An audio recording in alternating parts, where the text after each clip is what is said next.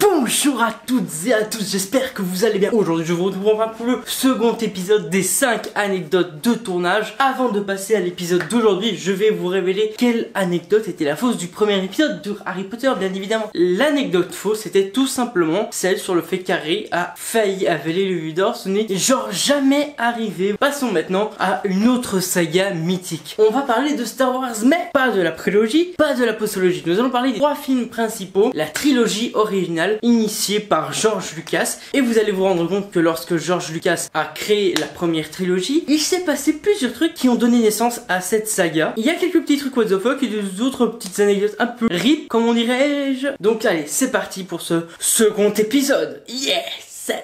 Nous allons commencer avec la toute première anecdote qui concerne George Lucas lui-même. Il faut savoir que lorsqu'il mangeait tranquillement au calme un petit burger, George Lucas a eu l'idée du vaisseau, le Faucon Millenium. Vous connaissez ce vaisseau mythique de la saga. Et ben, le design du vaisseau. Comment a-t-il eu cette idée? Pourquoi le vaisseau est comme ça? Et ben, c'est en assemblant un burger avec une olive que le chara-design du Faucon Millenium lui est venu. Un burger et une olive. Faucon Millenium. Ah. Putain.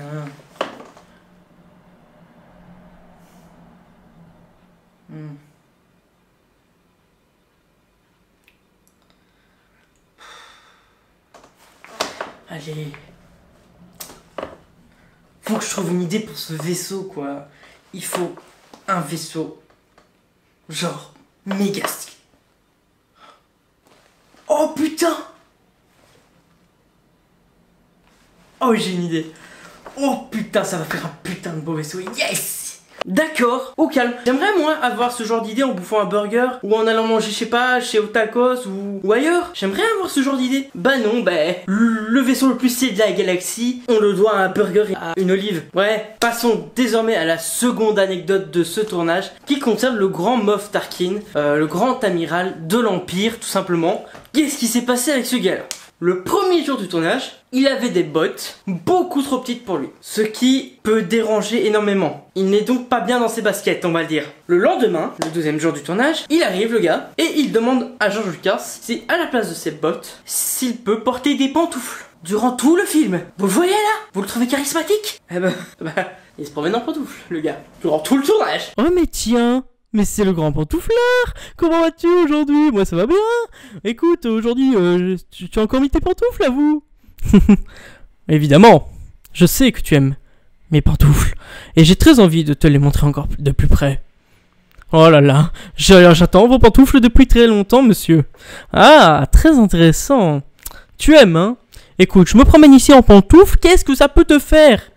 Qu'est-ce que ça te fait? Ça te fait chier? Fous-moi la paix! Non mais sérieux, ouais, on va se calmer monsieur, hein. C'est pas parce que vous portez des pantoufles que vous avez le droit de... Eh ça suffit. Tu arrêtes. Tu me laisses tranquille, je me promène en pantoufles si je veux, je suis le grand amiral de l'Empire, d'accord? Alors me fais pas chier, t'as compris? Alors voilà, donc je vais te montrer un peu comment ça se passe avec mes pantoufles, en tirant sur la terre. Mais vous allez pas tirer sur la terre avec vos pantoufles quand même. Et alors, et si je veux porter des pantoufles et détruire la terre, je le fais. Allez, tu vas t'opposer à mes pantoufles? Tu oses t'opposer à mes pantoufles? Passons maintenant à la troisième anecdote qui concerne Luke Skywalker. Mark Hamill lui-même, lors de la scène du compacteur d'ordures, il y a eu un incident avec Mark Hamill. Il a retenu sa respiration tellement longtemps qu'une veine a pété et il s'est retrouvé avec une cicatrice, ça saignait à mort et ça pose souci pour un tournage, ce genre de truc, car c'est-à-dire qu'il faut tout déplacer jusqu'à ce que l'acteur soit rétabli, mais Mark Hamill ne voulait pas de mettre en péril le tournage. Avec George Lucas, ils ont décidé de trouver une solution qui pourrait faire en sorte de continuer le tournage sans problème. Et il y en avait une. Ce qu'ils ont fait, c'est qu'ils ont filmé Luke que d'un seul profil durant le reste du film. Mais en tout cas, c'est dingue. Ce genre de truc, c'est une contrainte énorme. C'est-à-dire que tu vas filmer ton héros que d'un seul profil. Franchement, Marc, je sais pas si c'est une bonne idée. Ça va être très compliqué à faire, tu sais. Ouais, c'est vrai. Je sais que ça va être compliqué de me filmer que d'un seul côté, tu vois. Mais faut réussir ce film. J'ai pas envie de le gâcher, tu vois. Bon, écoute, On va essayer. On va essayer, on va voir ce qu'on peut faire. Ça va être... Wow, ça va être chaud. Franchement, c'est bien. On voit que tu as investi dans le film. Et ça va quand même être compliqué pour moi de te filmer que d'une seule partie du visage. Ça va être compliqué, tu vois. On peut le faire. Ce film, moi, je te dis, on va en parler pendant des années, Georges. Bon, on va tenter le coup et on verra ce que ça va donner. Allez. Ça part en prod, c'est parti, let's go. Continuons ce premier épisode de Star Wars.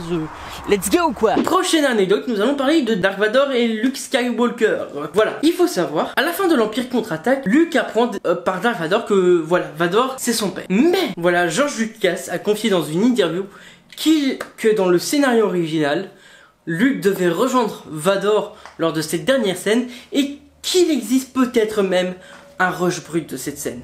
Ça veut dire que peut-être cette scène existe réellement et qu'elle n'a jamais été montrée au grand public. Je suis ton père. Pardon? Tu es mon père? Tu peux détruire l'empereur. Il l'a prévu.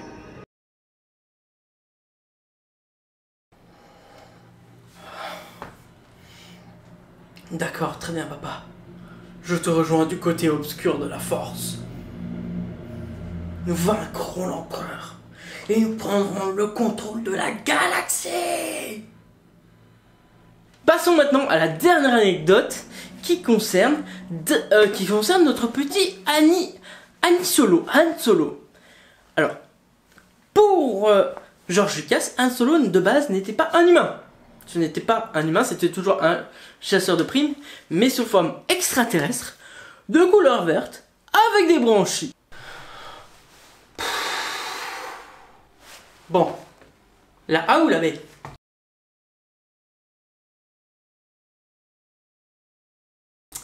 Ah, c'est compliqué. Putain, j'ai tellement de décisions à prendre pour cette saga, quoi. Oh là là. Bon. Allez, on va partir sur la A, peut-être. Je sais pas. Bon. On verra. On va déjà caster tout ça. Et ensuite, on verra ce qu'on va faire avec le visage de l'acteur. Yes. J'ai pas envie de savoir comment aurait été la relation avec la princesse Léa, franchement. Et comment aurait été leur fils Kylo Ren, hein, Ben Solo. Et voilà, ça y est, vous savez tout pour ces 5 anecdotes. Mais attention, n'oubliez pas, il y en a une fausse. Mais quelle est la fausse?